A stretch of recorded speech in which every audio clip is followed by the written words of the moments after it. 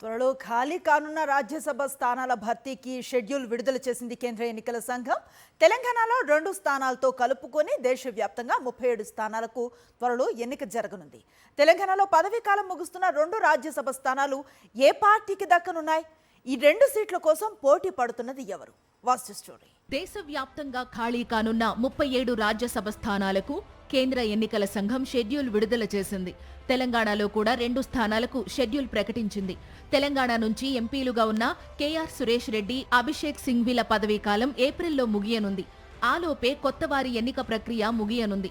ఫిబ్రవరి 26 నుంచి నామినేషన్లు స్వీకరించనున్నారు.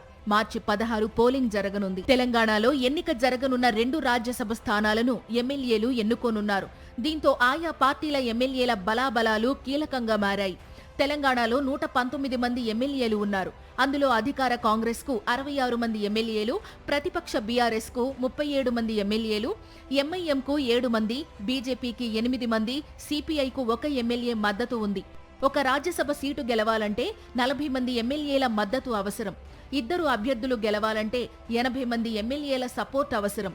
ఒక స్థానం గెలిచే బలం మాత్రమే కాంగ్రెస్ కు ఉంది. 2వ స్థానం కోసం ఇతరుల మద్దతు కాంగ్రెస్ కు అవసరం. బీఆర్ఎస్ కు 37 మంది ఎమ్మెల్యేలు ఉండగా అందులో 9 మంది కాంగ్రెస్ తో కలిసి పనిచేస్తున్నారు. దీంతో బీఆర్ఎస్ బలం 28కి తగ్గింది. కాబట్టి బీఆర్ఎస్ కూడా సొంతంగా సీటు గెలిచే బలం లేదు. అయితే కాంగ్రెస్ తనకు ఉన్న 66 మంది ఎమ్మెల్యేలు, సిపిఐకి ఉన్న 1 ఎమ్మెల్యేతో పాటు బీఆర్ఎస్ తరపున గెలిచి కాంగ్రెస్ తో కలిసి పనిచేస్తున్న 9 మంది ఎమ్మెల్యేలను కలుపుకుని 76 మంది ఎమ్మెల్యేల మద్దతు ఉంది. 2 స్థానాలు గెలవడానికి మరో 4 ఎమ్మెల్యేల మద్దతు అవసరం. ఎంఐఎం మద్దతుతో 2 స్థానాలను కైవసం చేసుకోవాలని కాంగ్రెస్ వ్యూహాలు రూపొందించినట్టు సమాచారం. దీంతో కాంగ్రెస్ లో ఆశావహుల సంఖ్య ఎక్కువగానే ఉంది. ప్రస్తుతం పదవీకాలం ముగుస్తున్న అభిషేక్ సింఘ్వీకి మరోసారి రెన్యువల్ చేసే అవకాశం ఉంది. జాతీయ స్థాయిలో పార్టీ అవసరాల దృష్ట్యా అభిషేక్ సింఘ్వీ పేరును మరోసారి రాజ్యసభ్యత్వానికి ప్రతిపాదించే అవకాశం ఉంది. ఇక ఉపరాష్ట్రపతి అభ్యర్థిగా ఇండియా కూటమి తరపున పోటీ చేసిన జస్టిస్ సుదర్శన్ రెడ్డి పేరు కూడా బలంగా వినిపిస్తోంది. ఆయన పేరును ఉపరాష్ట్రపతి అభ్యర్థిగా ప్రకటించినప్పుడే కాంగ్రెస్ అధిష్టానం సుదర్శన్ రెడ్డికి రాజ్యసభ హామీ ఇచ్చినట్లుగా ప్రచారం జరుగుతోంది. ఇక మరో నేత కె కేశవరావుతో పాటు విహెచ్ హనుమంతరావు పేరు చర్చలో ఉంది.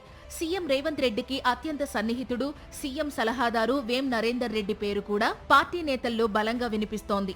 గతంలో వేం నరేందర్ రెడ్డికి ఎమ్మెల్సీ పదవి ఇవ్వాలనే ప్రయత్నం జరిగినప్పటికీ సామాజిక సమీకరణాల వల్ల ఆ పదవి రాలేదు. దీంతో ఆయనను రాజ్యసభకు పంపిస్తారని జోరుగా చర్చ జరుగుతోంది. వీరితో పాటు సీనియర్ నేతలు కోదండరెడ్డి, జీవన్ రెడ్డి పేర్లు చర్చలో ఉన్నాయి. ఉన్న 2 రాజ్యసభ స్థానాలకు డజను మంది నేతల పేర్లు చర్చలో ఉన్నాయి. అయితే ఈ నెల 19న రాష్ట్ర ముఖ్య నేతలతో జాతీయ అధ్యక్షుడు మల్లికార్జున ఖర్గే, రాహుల్ గాంధీ కీలక సమావేశం నిర్వహించనున్నారు.